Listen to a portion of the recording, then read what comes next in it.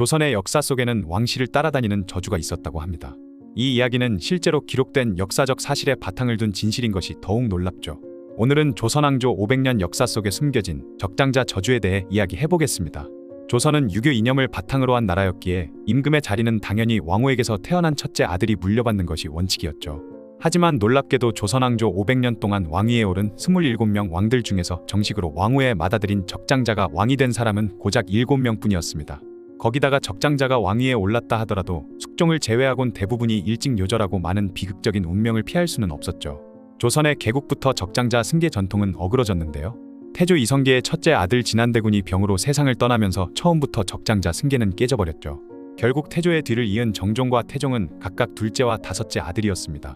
이후 태종은 적장자 원칙을 지키고자 맏아들 양녕대군을 세자로 책봉했으나 양녕대군의 방탕한 생활과 끊임없는 추문으로 결국 폐위되었고, 셋째 아들이던 충녕대군이 왕위를 이어받아 후에 조선의 제4대왕 세종대왕이 되었죠. 그런데 실제로 왕위를 물려받은 적장자들도 이 적장자의 저주에서 벗어나지 못했습니다. 세종대왕의 첫째 아들이었던 문종은 30년이라는 긴 시간 동안 세자로 지내다 마침내 조선에서 처음으로 정통 적장자로서 제5대 임금이 되었죠. 그러나 그는 건강이 좋지 않았고 안타깝게도 왕위에 오른 지 겨우 2년 만에 생을 마감하고 말았습니다. 문종의 맏아들인 단종은 12살의 어린 나이에 제6대 왕으로 즉위했지만 즉위 3년 만에 숙부인 수양대군의 강압에 의해 왕위를 물려주어야 했고, 결국 폐위된 단종은 불과 17살의 나이에 의문의 죽음을 맞이하고 말았죠. 그러나 조선왕조 적장자의 저주는 여기서 그치지 않았는데요. 세조의 맏아들이던 의경세자 역시 18세의 나이로 세상을 떠나버렸고, 세조의 둘째 아들인 해양대군이 훗날 예종으로 왕위에 올랐죠. 그러나 예종도 재위 1년 만에 갑작스럽게 19살의 나이로 요절하고 말았는데요. 이후 의경세자의 둘째 아들 성종이 왕위에 올랐습니다. 그러나 성종의 맏아들인 연산군은 왕위에 오르긴 했지만 즉위 11년 만에 중종반정으로 폐위되었고, 중종의 맏아들 인종은 약 25년간 세자 생활 끝에 왕위에 올랐으나 고작 8개월 만에 세상을 떠나 조선왕실의 적장자 저주는 계속해서 이어졌습니다. 이후 중종과 문정왕후의 맏아들이던 명종이 즉위해 22년간 왕위를 이어갔지만 33살의 나이로 일찍 요절하고 말았고, 명종과 인순왕후의 적장자이던 순혜세자 역시 고작 12살의 나이로 세상을 떠났으며 그렇게 태조 이성계의 직계 적통은 완전히 끊기게 되었죠. 다음 왕위를 이어받은 선조는 명종의 조카였는데, 선조 역시 임진왜란을 겪으며 후궁 소생이자 차남이던 광해군에게 세자 자리를 주었고, 훗날 임모광후와의 사이에서 태어난 영창대군 역시 어린 나이에 세상을 떠나게 됩니다. 그리고 인조반정으로 광해군을 몰아낸 인조 역시 정원군의 장남이긴 했지만 정통 적장자는 아니었고, 인조의 적장자이던 소현세자마저 왕위를 잇지 못하고 젊은 나이에 세상을 떠났으며, 그렇게 인조의 둘째 아들이던 복림대군이 다음 왕 효종으로 즉위하게 되었죠.